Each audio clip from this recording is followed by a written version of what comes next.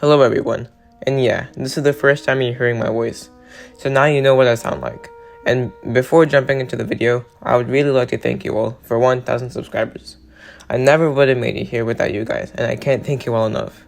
And I never thought I would ever make it past even 500 subscribers, but here I am at 1,000, so again, thank you. And with that out of the way, let's jump right in. And there are going to be rebirth spoilers in this video. So the absolute worst media in the Jurassic franchise, in my opinion, is Camp Cretaceous seasons 4 and 5. It should have just stopped after season 3, and after that it felt very unnecessary, and it just felt like a desperate cash grab to milk more money out of the series. 3 out of 10. After that, to nobody's surprise, is Dominion. They could have done so much better with the cast that they had, and they basically had the OG cast going on a side quest the entire movie. And my biggest problem with the movie is they didn't show more dinosaurs living alongside humans and modern animals in our ecosystems. Also, they had to kill off Zeb, who had no kills the entire movie, so basically, he wasn't even a villain. And Rexy and the Therizinosaurus were celebrating after killing Zeb, which the only thing they were really celebrating was killing the only dinosaur in the franchise that acted like a dinosaur. 3 out of 10. In 7th place is Jurassic World Rebirth. It's the kind of movie where if you just turn off your brain and watch, it's a good movie.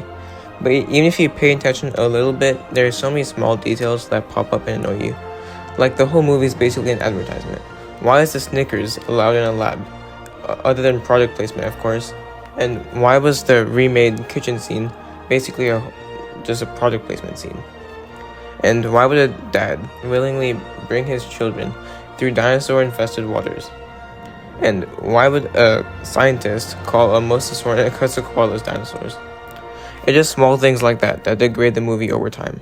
And there were no dinosaur fight scenes the entire movie, and I will not be counting the Megalodon killing the raptor because that wasn't a fight, that was just an assassination. And the D-Rex should have had more screen time, or at least a fight at the end. 4 out of 10. Next is Fallen Kingdom. And yes, this might be a little controversial, but I just like this movie better than Rebirth. The opening scene was the best part, and they did manage to get more mature themes, like human greed and exploitation. But other than that, it felt all over the place. It felt like 2 movies in one, with one part on the island and one part in the manure.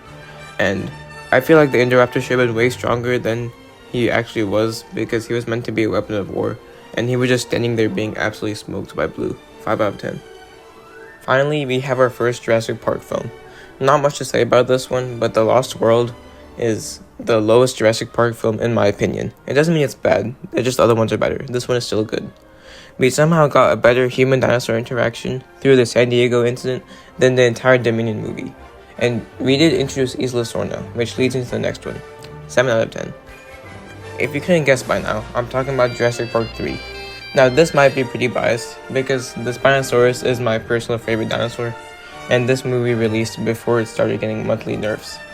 I just like the action in this movie, and it really managed to show how scary the dinosaurs can be, with the Spinosaurus tracking the cast throughout the entire island, and the raptors being able to set traps. 8 out of 10 movie. Next is Chaos Theory. All 3 seasons so far are pretty good, and it didn't fall off like Camp Cretaceous. They did manage to make the dinosaurs scary again, especially that one Atrociraptor scene, with it learning how to control the leucistic baryonyx with the clicks. It also has darker and more mature themes than you would expect from an animated series. 9 out of 10. Camp Cretaceous seasons 1 to 3 were absolute cinema, and they did not need to be as good as they were, especially considering it was meant to be a children's series.